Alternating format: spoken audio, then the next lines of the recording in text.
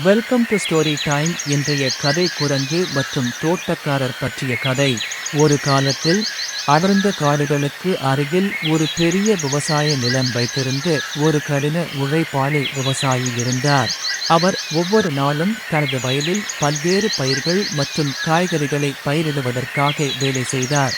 அவர் தனது வேலையை அனுபவித்தார். அவருடைய உழைப்பின் பலன்கள் எப்போதும் மதிப்புக்குரியவை. ஒரு நாள் அருகில் உள்ள மரத்தில் குரங்குகள் கூட்டமாக அவர் வேலை பார்த்து கொண்டிருப்பதை கவனித்தார். நாட்கள் செல்ல செல்ல குரங்குகள் விவசாயிகளின் வேலையில் ஆர்வம் காட்டுகின்றன. அருகில் உள்ள ஆற்றில் இருந்து தண்ணீர் எடுத்து வந்து செடிகளுக்கு தண்ணீர் பாய்ச்சுவதை அவர்கள் உன்னிப்பாக கவனித்தனர். ஆச்சரியம் என்னவென்றால், குரங்குகள் விவசாயியை நகலெடுக்கத் தொடங்கி செடிகளுக்கு தண்ணீர் பாய்ச்சுவதற்காக வயல்களுக்கு தண்ணீரை கொண்டு செல்ல ஆரம்பித்தன. ஒரு நாள் விவசாயி ஏதோ ஒரு அவசர வேலைக்காக அருகிலுள்ள கிராமத்திற்கு செல்ல வேண்டியிருந்தது. அதனால் குரங்கு தலைவனை அழைத்து அன்றைய தினம் செடிகளுக்கு தண்ணீர் பாய்ச்சச் சொன்னார்.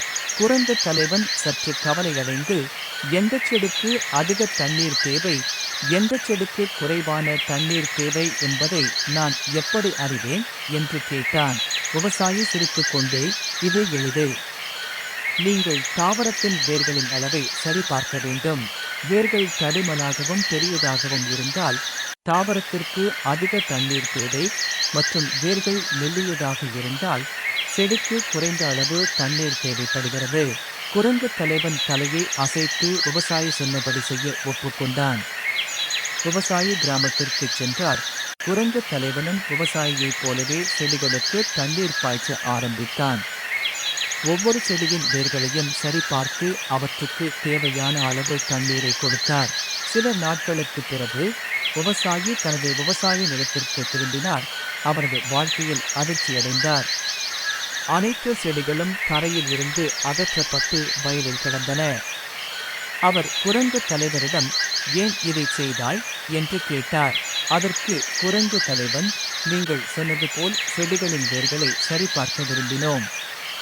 அதனால் எதில் தடிமனாகவும் பெரியதாகவும் இருக்கும், எவை மெல்லிய வேர்களை கொண்டவை என்பதை பார்க்க நாங்கள் தாவரங்களை வெளியே எடுத்தோம்.